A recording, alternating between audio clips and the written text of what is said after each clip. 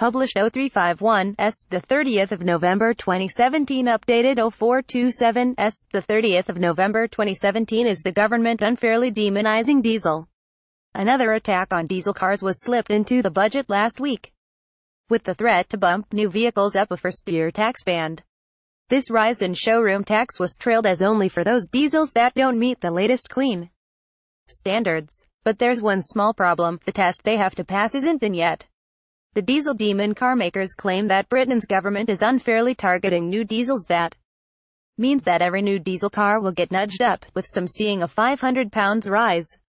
This has been taken by the motor industry as yet another sign of the government demonizing diesel and using illogical measures to attack the cars and owners it previously encouraged. New diesels are clean, argue the car makers. Our air quality problems are not just caused by cars, and people in the UK aren't yet ready to go all electric. Diesel sales are dropping like a stone as people fear for cars' future value, and the unintended consequence will be a rise in CO2 as drivers shift to petrol, not electric cars, they argue. On the other side of the ring stands the government's recent tax move and its attempt to shrug off the responsibility for doing something unpopular on air quality by passing the buck to councils. Some councils have gladly seized on that, but whether they are motivated by a desire to raise money, promote an anti-car ideology, or clean the air, depends on whose point of view you believe. Somewhere in the middle of this almighty muddle lies the truth on diesel pollution. The problem is that truth is difficult to find, and instead we are bombarded with lobbying from groups with a particular interest, be it car makers who want to flog more vehicles or air quality campaigners. It's little wonder then that the general response from our readers on the diesel issue is deep cynicism and a lack of conviction that something needs to be done. This situation will only get worse as more councils do an Islington, bringing in misguided moves such as the council's raising of parking charges for all diesels regardless of how polluting they are or whether they are even electric hybrids.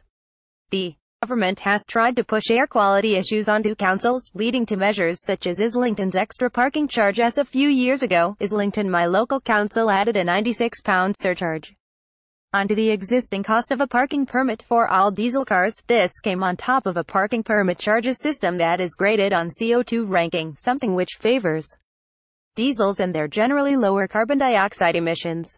And that was a system that had been introduced years earlier to nudge residents to buy those very same cars that were now being attacked. The move was justified by Islington as being needed to do something about air quality, although it applies to hybrids too, and does nothing to tackle the pollution from the cars owned by people who don't live there driving through the borough daily on its main arteries. It is also regressive, as those on the lowest incomes are less likely to be able to buy a new car to dodge the £96 charge. The council's latest wheeze is to now add £2 per hour to pay and display parking charges for all diesels, regardless of how polluting they actually are. The government's long-awaited air quality plan this year promoted such a piecemeal approach from councils, a recipe, if ever there was, for things being bungled. That's not good enough. Instead, ministers need to raise their game, get some properly verified facts out there on diesel pollution, and a proper strategy that gets the public on side. Otherwise, the suspicion that diesel is being unfairly demonized will just keep growing.